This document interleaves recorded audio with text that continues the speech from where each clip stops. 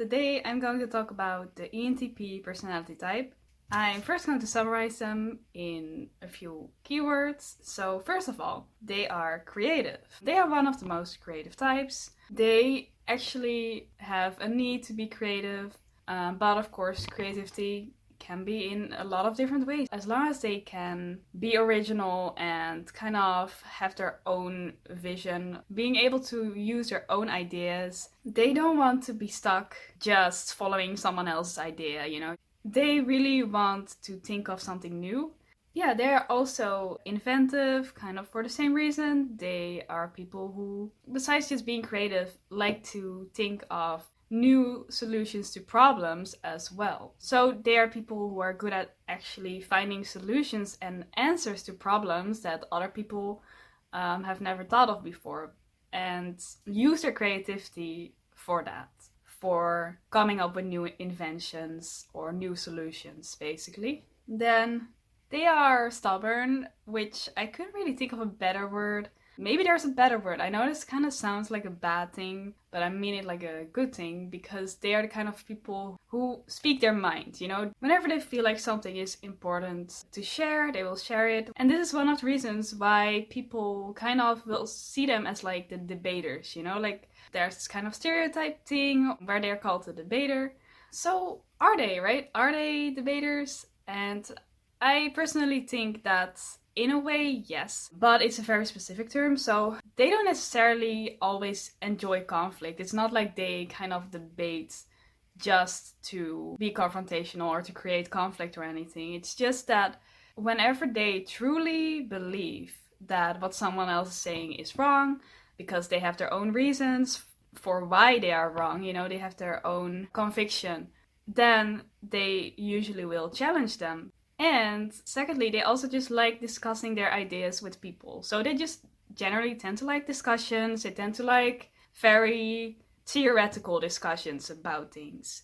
And that can also make them seem like they like to debate. But that doesn't mean that they will always like to do debating as a hobby or something. The most important thing to them is the truth, basically. They're gonna challenge you if they think that what you're saying is not the truth and you're claiming that it is, right? So, and it's not going to be personal. They just want to hear why you think that your argument makes sense, right? So, yeah, then they are also adventurous. They are people who really like to have new experiences, and they share this with actually all the EPs, all the EP types love to have new experiences. But for ENTPs, it's not really about sensory experiences. Like, for example, for an ESP type, it would be more about sensory experiences. But for an ENP type, it's going to be more about they want to explore ideas and future possibilities that they thought of. What they do doesn't have to be like necessarily exciting, as in there's a lot going on around them. They don't really care too much about that. It has to be more exciting on a like intellectual or theoretical level. For example, a project that I really want to work on, like an idea they have about how they can maybe make something better, how they can improve something, either in their own life or something to help people, or it could just be wanting to understand a certain theory better. But it has to be more like on a theoretical level, or thinking about a really exciting possibility that they see in the future. So they're constantly chasing these possibilities, and that's why I can seem adventurous. They want new experiences. If you just compare, say, the ENTP to an ESP type, like an ESTP, a difference is that the ESTP might, for example, maybe they want to go to a party with like a lot of people and loud music or something, so that there's a lot going on and they don't get bored. But with the ENTP, it's not about how strong the sensory experience is, but they like new experiences, first of all, because whenever they have a new experience or they're in a new environment, it will basically inspire them and they will get new ideas from that. and they need that inspiration. It kind of feeds their creativity. That's why they enjoy new experiences, not for the sake of the experience, but to get more ideas, because the ENTPs are more interested in the idea or the meaning behind things than the experience itself. It's more about the idea behind it, or about the new ideas that it can give them, or the new connections that it's going to make them see, the new connections that it will reveal to them, the new insights that it will reveal to them. They may want to hear other people's ideas too, and just talk to many people and hear what they think of, what do they think of their idea, and can they maybe work together to realize it. And then they're also adaptable because they love to do new things. So they're willing to change plans, you know. They are not stuck with like one plan and then they don't want to change it. This is also why one of their weaknesses is that they are known for not always finishing projects. They will start something, right? And they'll think, oh, this is really interesting, I want to try this. And then they started it, and then I feel like, okay, you know, I thought of something else that's kind of more interesting, and kind of just want to do that now. And then they start on another project, and they kind of don't finish the other one. So that's one thing that might be a potential weakness, where because they actually like change, they also don't really always finish their project. Then also, they are insightful. They're these people who naturally are able to basically, on the one hand, they can see connections between things pretty easily, naturally. They can see patterns, for example, and they can use that also to predict the future as well, and see a lot of future possibilities based on the patterns that they have noticed. And they can also usually see why, like, what are the underlying reasons for these connections, and they can really figure out in depth like how things work. But they're mostly going to be interested in more theoretical stuff. So how really does the theory work? How does a system work? And this can make them seem pretty insightful. Like, they will know things, and they'll just know things without even having necessarily like done a lot of research. They like to have deep conversations with people. Don't like to talk about things that are observable, right? They want to think about what's the meaning behind what I see. And not talking about like daily events, but I want to talk about more what's the meaning behind things. They can be, like I said, pretty stubborn with their opinions. They'll seem like people who have strong, logical opinions on things. But they will consider your opinion as well, as long as you have some kind of argument that makes sense to them. And they'll probably like to discuss that. Yeah, they have this need to kind of understand things, understand how things work. And they also have this side to them where they enjoy socializing. And they will actually adapt to what people expect, group expectations, and also values of other people.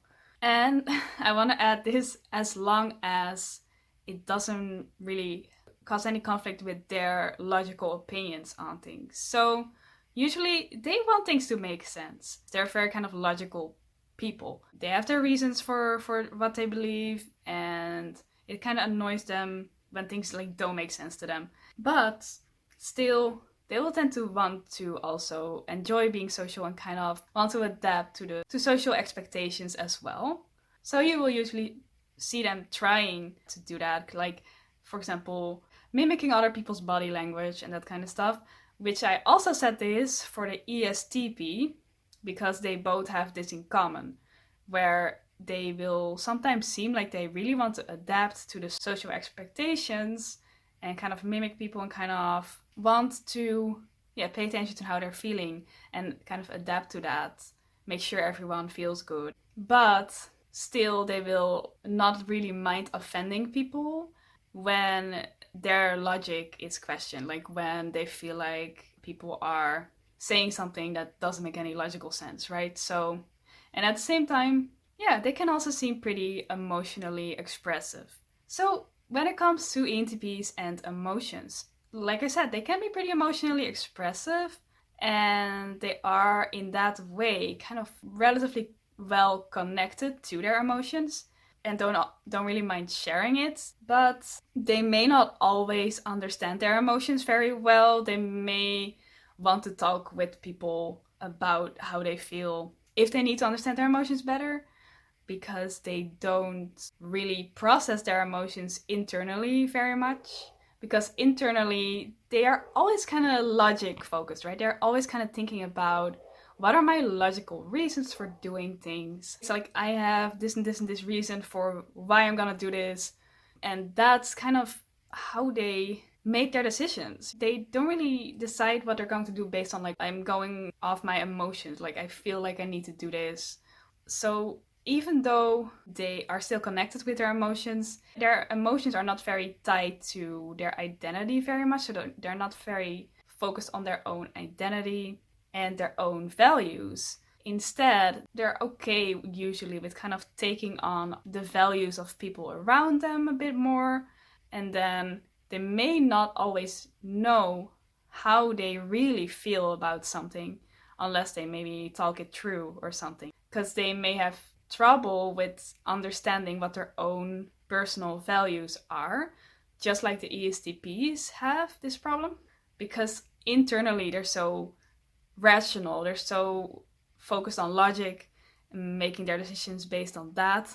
And another one of their weaknesses is that they are not very practical people. Since they are extroverted, they don't mind engaging with the world, not at all. Like, they like engaging with the world, but they also like improvising. They don't really like routine, and they don't really like practicing the same task like over and over again, and that's like really boring to them. And they definitely don't want to think about some kind of practical task without thinking of what it means, right? Like, they need a reason for doing what they're doing.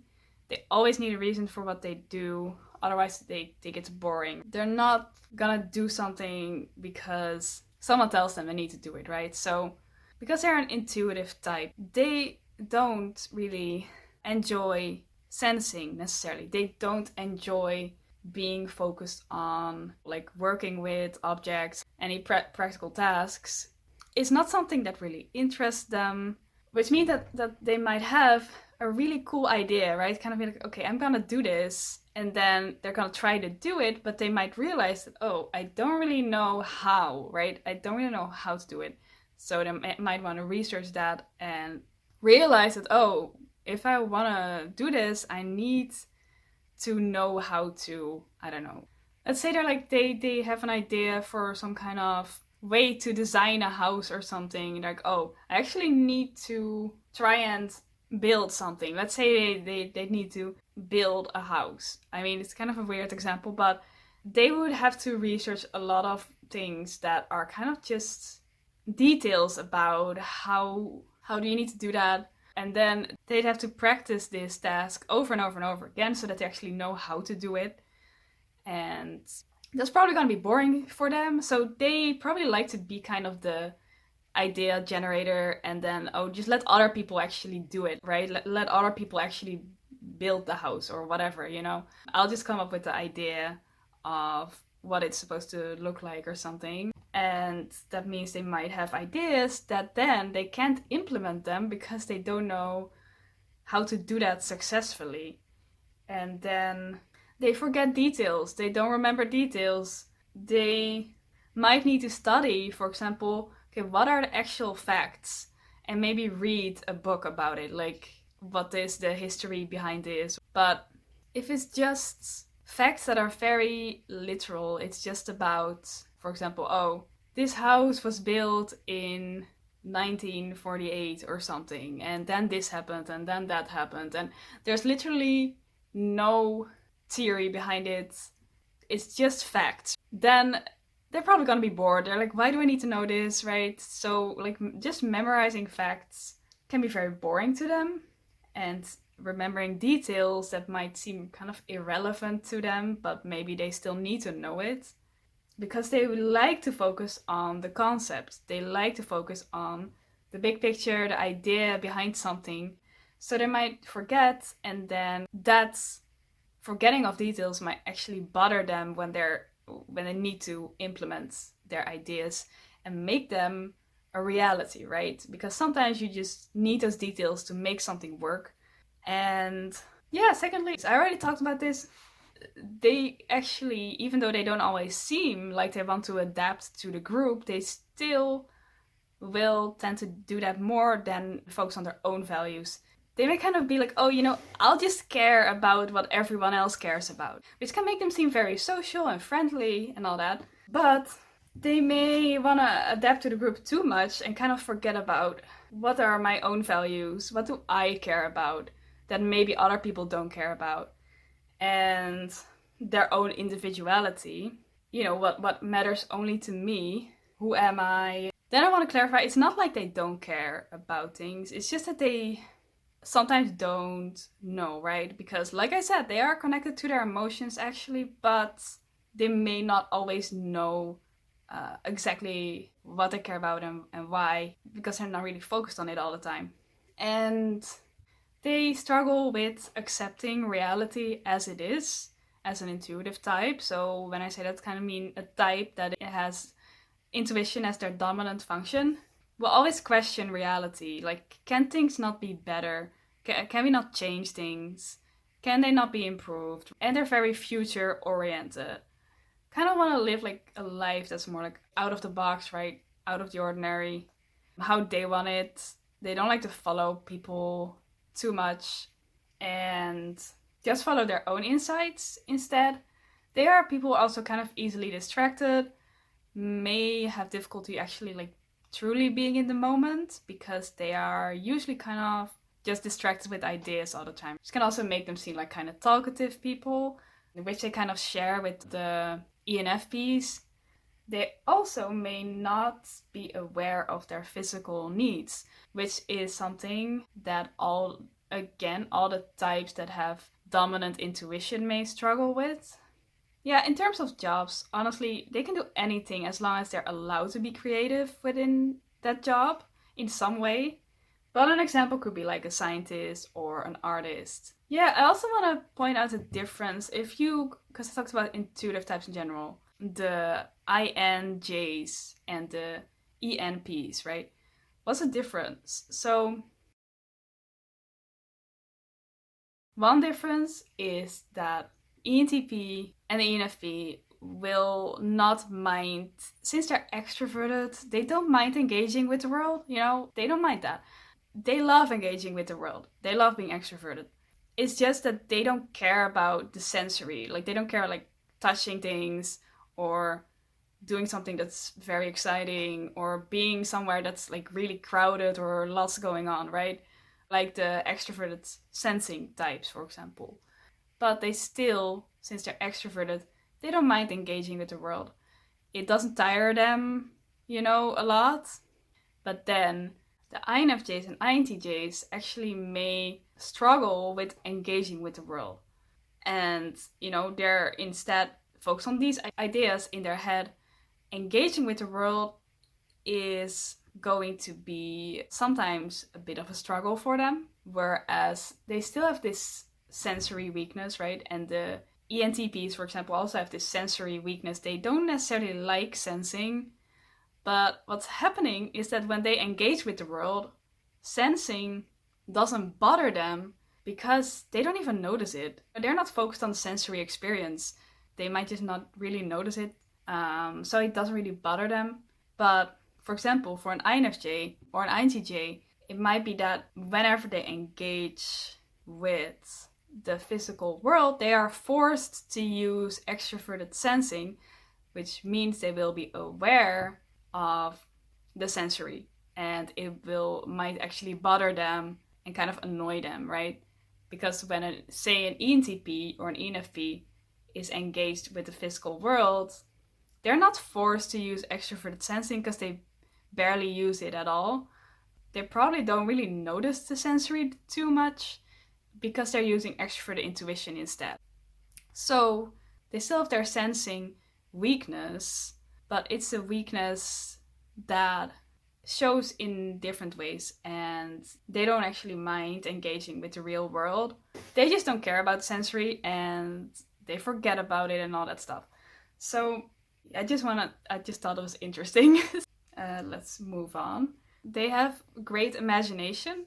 They like the ESTP. They'll be a bit more experience oriented than people oriented. If you compare the ENTP to an ENFP, the ENTP is going to be more experience oriented than people oriented, because they want to hear about how people think. They want to hear from them, right? They want to have new experiences talking to people.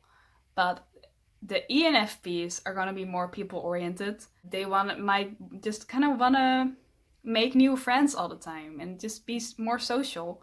Whereas the ENTP usually doesn't really have the need to actually build a lot of close relationships with people all the time, but they care a lot about new experiences, new knowledge, and that kind of stuff. So they still like to socialize and they still like to talk with people, right? So they can seem still pretty social.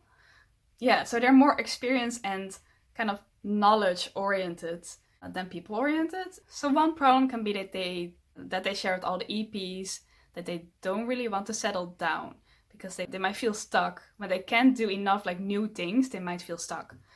They need to explore new things and new possibilities all the time, which means that they might not make like a definitive choice of this is what I want. This is what I want to do and I'm gonna stick with it, right? So they might learn how to do that at some point, because if they do that and they work on a project like for a really long time, they might be able to actually get a lot of results from it instead of like not finishing their project, right? Or they might build a life for themselves that's more stable. Yeah, so let's talk about cognitive functions for a second. Extroverted intuition is their dominant function. This is a function that makes them creative, adaptable, want to try new things all the time, easily seeing patterns, easily seeing connections between things, easily being able to predict things, see possibilities for the future, and why they just get a lot of random ideas. They're good at brainstorming, and why they kind of love thinking about the meaning behind things and the theoretical side of things. Then their auxiliary function is introverted thinking, which makes them kind of more like logic oriented. They want things to make sense. They are stubborn about their logical opinions on things. They have their reasons, they have their arguments. They easily understand how things are connected. For example, in a system, they can easily solve problems. They may really like to solve problems, especially theoretical problems. And they will use this function and their first function to try and solve problems and just understand theories in depth. And just, again, want to understand things. Their third function is extrovert feeling, which can make them seem more social, adaptable to the social atmosphere and expectations. Like to share their ideas with people, being emotionally expressive, like to adapt to people and people's emotional needs, trying to be focused on what are these people's emotional needs. When they are, for example, in an extrovert intuition, extrovert feeling loop, it can help them to understand how people feel, to understand people better, and it can also just make them seem pretty social. And yeah, they may also like to have new experiences together with people. Then their inferior function is introverted sensing, which makes them kind of not want to accept reality as it is. It makes them dislike routine, not really being good at memorizing facts, not really liking doing practical tasks unless they really have a good reason to do it, not being in touch with the sensory very much, with their physical needs, and also not wanting to settle down. Their weakest functions are introverted feeling, extroverted sensing, and introverted sensing. So if they wanna get better at introvert sensing, So their inferior function, they might want to be a bit more introverted, because when they're extroverted, when they're so engaging with the world around them, they're gonna have these ideas all the time, and they're gonna be focused on that, not being able to focus on what's right in front of them, not caring about what's actually really happening, right? But when they're more introverted, they can actually kind of go through this, like, what have I actually experienced in terms of reality, and how can I learn from that, and how can I use that? Maybe how can I actually use that to work on my ideas, to become a bit more grounded in reality, instead of constantly being distracted thinking about how things could be different or thinking about the meaning behind things. Just being more introverted and just looking at this practical knowledge of the past. Okay, so that was the ENTP type summarized. Thank you for watching, and I hope to see you next time. Goodbye.